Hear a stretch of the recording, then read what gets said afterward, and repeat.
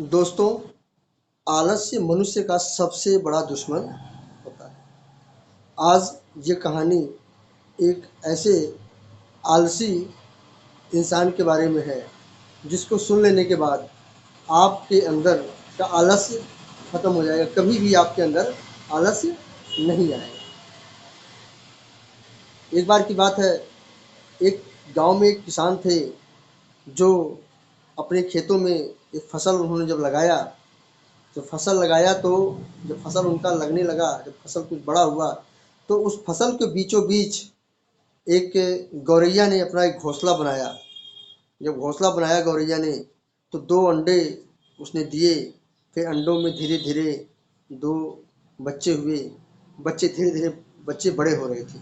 जैसे बच्चे बड़े हो रहे थे, फिर फसल पकने को आया तो किसान एक दिन आया खेत में देखने। तो किसान ने चर्चा किया कि कल जो है अपने बेटे को भेजूंगा और फसल कटवानी है। जब शाम को गौरैया आई तो उन बच्चों ने अपने माँ से कहा कि माँ, किसान आया था और वो कल फसल काटने की बात कर रहा था, हमें अपना घोंसला यहाँ से हटाना पड़ेगा और हम कहाँ जाएंगे, हमें तो उड़ने भी नहीं आता है। तो गौरैया ने सुना और बड़ा शालीनता से जवाब दिया। उसने कहा कि कोई बात नहीं बेटा, किसान कल नहीं आएगा। जैसा उसने कहा था कल ठीक उसी प्रकार से हुआ, किसान कल नहीं आया।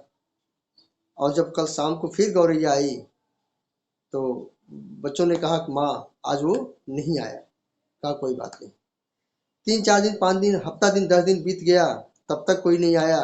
फिर एक दिन किसान आता है, फिर कहता है कि कल जो है मजदूरों को भेजूंगा और वो फसल कटवाएंगे। तो फिर जब शाम को गौरैया आई तो बच्चों ने फिर वही बात कहा कि माँ, किसान आया था और कह रहा था कि मजदूरों को भेजूंगा और क्या होगा, अब हमें अब कहीं चलना होगा, नहीं तो दिक्कत हो जाएगी। गौरैया ने फिर कहा कि नहीं, कल नहीं आएगा, कल फसल नहीं कटेगा, परेशान मत रहो, तुम लोग आराम से सो। जैसा उसने कहा कल फिर उसी तरीके से ही हुआ। शाम को जब फिर गौरैया आई तो बच्चों ने कहा माँ, तुम कैसे जानती हो कि किसान कहता है कि तुम मान लेती हो कि नहीं आएगा? क्या हमें पता है, चलो आराम करो। एक दिन फिर किसान आता है और कहता है कि कल मैं खुद आऊँगा।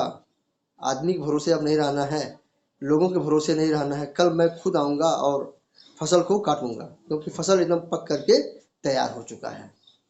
जब शाम को बच्चे जब माँ से अपने लगे कहने, कहे माँ, किसान आया था और इस तरह से कह रहा था कि कल मैं फिर आऊँगा, अपने हाथ से ही अब काटूंगा, क्योंकि आदमियों के भरोसे अब नहीं रहना है। माँ ऐसे ही बोल रहा था, आया होएगा नहीं।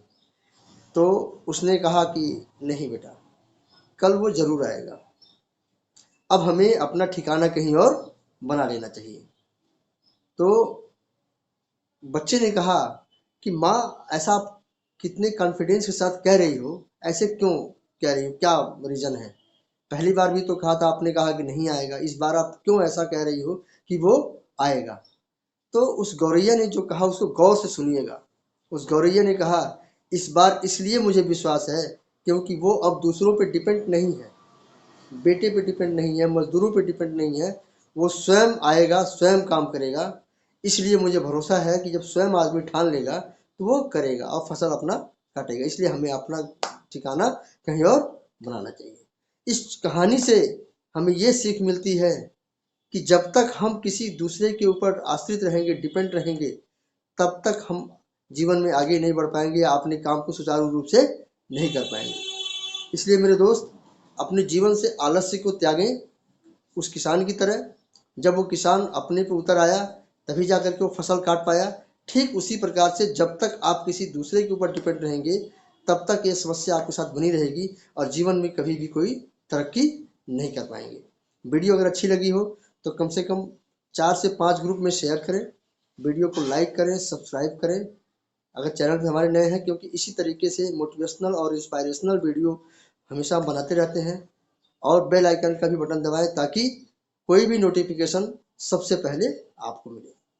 ओके।